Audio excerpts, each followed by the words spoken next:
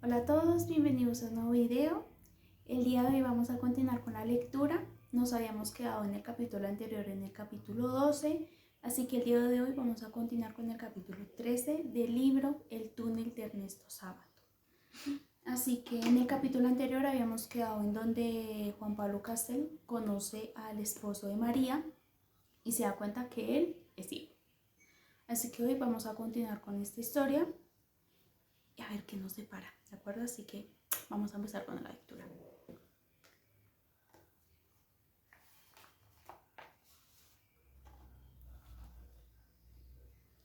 Necesitaba despejarme y pensar con tranquilidad. Caminé por Posadas hacia el lado de la Recoleta. Mi cabeza era un pandemonio, una cantidad de ideas, sentimientos de amor y odio.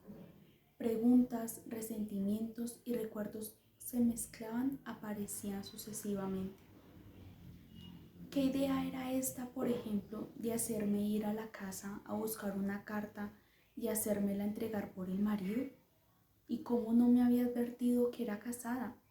¿Y qué diablos tenía que hacer en la estancia con el sinvergüenza de Hunter? ¿Y por qué no había esperado mi llamado telefónico? ¿Y ese ciego, qué clase de bicho era? Dije ya que tengo una idea desagradable de la humanidad. Debo confesar ahora que los ciegos no me gustan nada y que siento delante de ellos una impresión semejante a la que me producen ciertos animales, fríos, húmedos y silenciosos, como las víboras. Si se agrega el hecho de leer delante de él una carta de la mujer que decía: yo también pienso en usted, no es difícil adivinar la sensación de asco que tuve en aquellos momentos. Traté de ordenar un poco el caos de mis ideas y sentimientos y proceder con método, como acostumbro.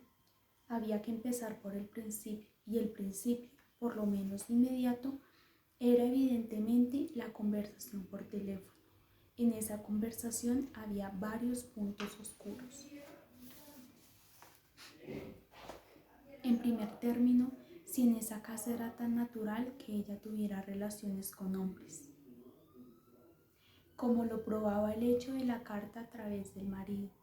¿Por qué emplear una voz neutra y oficinesca hasta que la puerta estuvo cerrada? Luego, ¿qué significaba esa aclaración de que cuando está la puerta cerrada, saben que no deben molestarme? Por lo visto, era frecuente que ella se encerraba para hablar por teléfono, pero no era creíble que se encerrara para tener conversaciones triviales con personas amigas de la casa. Había que suponer que era para tener conversaciones semejantes a la nuestra. Pero entonces había en su vida otras personas como yo. ¿Cuántas eran? ¿Y quiénes eran? Primero pensé en Hunter, pero lo excluí enseguida. ¿A qué hablar por teléfono si podía verlo en la estancia cuando quisiera? ¿Quiénes eran los otros en ese caso? Pensé que si con esto liquidaba el asunto telefónico, no quedaba terminado. Subsistía el problema de su contestación a mi pregunta precisa.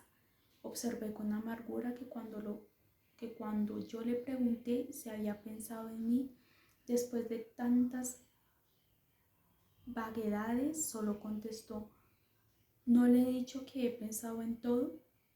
Esto de contestar con una pregunta no compromete mucho. En fin, la prueba de que esa respuesta no fue clara era ella misma. Al otro día o esa misma noche, creyó necesario responder en forma bien precisa con una carta. Pasemos a la carta, me dije. Saqué la carta del bolsillo y la volví a leer. Yo también pienso en usted, María. La letra era nerviosa, o por lo menos era la letra de una persona nerviosa. No es lo mismo porque, de ser cierto, lo primero manifiesta una emoción actual y por lo tanto un indicio favorable a mi problema. Sea como sea, me emocionó muchísimo la firma, María. Simplemente María. Esa simplicidad me da una vaga idea de pertenencia, una vaga idea de que la muchacha estaba ya en mi vida y que en cierto modo me pertenecía. ¡Ay! Mis sentimientos de felicidad son tan duraderos. Esa impresión, por ejemplo, no resistía el menor análisis. ¿Acaso el marido no la llamaba también María? Y seguramente Hunter también la llamaría así. ¿De qué otra manera podía llamarla? Y las otras personas con las que hablaba a puertas cerradas. Me imagino que nadie habla de puertas cerradas a alguien que respetuosamente dice señorita Iribarne. Señorita Iribarne, ahora caía en la cuenta de la vacilación que había tenido la mucama la primera vez que hablé por teléfono. Qué grotesco, pensándolo bien, era una prueba más de que ese tipo de llamado no era totalmente novedoso.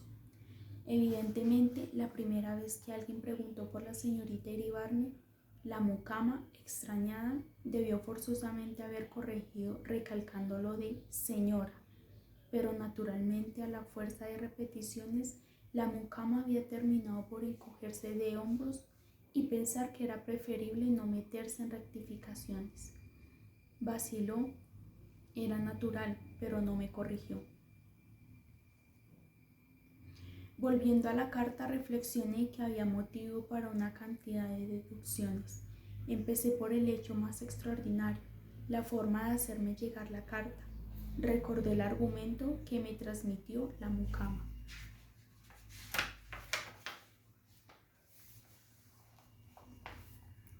Que perdone, pero no tenía la dirección. Era cierto. Ni ella me había pedido la dirección, ni a mí se me había ocurrido dársela. Pero lo primero que yo habría hecho en su lugar era buscarla en la guía de teléfonos. No era posible atribuir su actitud a una inconcebible pereza, y entonces era inevitable una conclusión. María deseaba que yo fuera a la casa y me enfrentase con el marido. ¿Pero por qué? En este punto se llegaba a una situación sumamente complicada. Podía ser que ella experimentara placer en usar al marido de intermediario. Podía ser el marido el que experimentase placer. Podían ser los dos. Fuera de estas posibilidades patológicas quedaba una natural. María había querido hacerme saber que era casada para que yo viera la inconveniencia de seguir adelante. Estoy seguro de que muchos de los que ahora están leyendo estas páginas se pronunciarán por esta última hipótesis y juzgarán que solo un hombre como yo puede elegir alguna de las otras. En la época en la que yo tenía amigos, muchas veces se han reído de mi manía de elegir siempre los caminos más enrevesados. Yo me pregunto, ¿por qué la realidad ha de ser simple? Mi experiencia me ha enseñado que, por el contrario, casi nunca lo es, y que cuando algo que parece extraordinariamente claro, una acción que al parecer obedece a una causa sencilla, casi siempre hay debajo móviles más complejos. Un ejemplo de todos los días, la gente que da limosnas. En general se considera que es más generosa y mejor que la gente que no las da. Me permitiré tratar con el mayor desdén esta teoría simplista. Cualquiera sabe que no se resuelve el problema de un mendigo auténtico, con un peso o un pedazo de pan. Solamente se resuelve el problema psicológico del señor que compra así, por casi nada, su tranquilidad espiritual y su título de generoso. Júzguese hasta qué punto esta gente es mezquina cuando no se decide a gastar más de $1 por día para asegurar su tranquilidad espiritual y la idea reconfortante y vanidosa de su bondad. Cuanta más pureza de espíritu y cuanto más valor se requiere para sobrellevar la existencia de la miseria humana sin esta hipócrita y usuaria operación. Pero volvamos a la carta. Solamente un espíritu superficial podría quedarse con la misma hipótesis, pues se derrumba el menor análisis. María quería hacerme saber que era casada para que yo viese la conveniencia de seguir adelante. Muy bonito, pero ¿por qué en ese caso recurrir a un procedimiento tan engorroso y cruel? ¿No podría habérmelo dicho personalmente y hasta por teléfono? ¿No podría haberme escrito de no tener valor para decírmelo? Quedaba todavía un argumento tremendo. porque la carta en ese caso no decía que era casada como yo lo podía ver y no rogaba que tomara nuestras relaciones en un sentido más tranquilo? No, señores, por el contrario, la carta era una carta destinada a consolidar nuestras relaciones, a alentarlas y a conducirlas por el camino más peligroso. Quedaban al parecer las hipótesis patológicas. ¿Era posible que María sintiera placer en emplear a Allende de intermediario? ¿O era él quien buscaba esas oportunidades? ¿O el destino se había divertido juntando dos seres semejantes? De pronto me arrepentí de haber llegado a esos extremos. Con mi costumbre de analizar indefinidamente hechos y palabras, recordé la mirada de María fija en el árbol de la plaza, mientras oía mis opiniones. Recordé su timidez, su primera huida, y una desbordante ternura hacia ella comenzó a invadir. Me pareció que ella era una frágil criatura en medio de un mundo cruel, lleno de fealdad y miseria. Sentí lo que muchas veces había sentido desde aquel momento del salón, que era un ser semejante a mí. Olvidé mis áridos razonamientos, mis seducciones feroces, me dediqué a imaginar su rostro, su mirada, esa mirada que me recordaba algo que no podía precisar, su forma profunda y melancólica de razonar. Sentí que el amor anónimo que yo había alimentado durante años de soledad se había concentrado en María. ¿Cómo podía pensar cosas tan absurdas? Traté de olvidar pues todas mis estúpidas seducciones acerca del teléfono, la carta, la estancia, Hunter, pero no pude.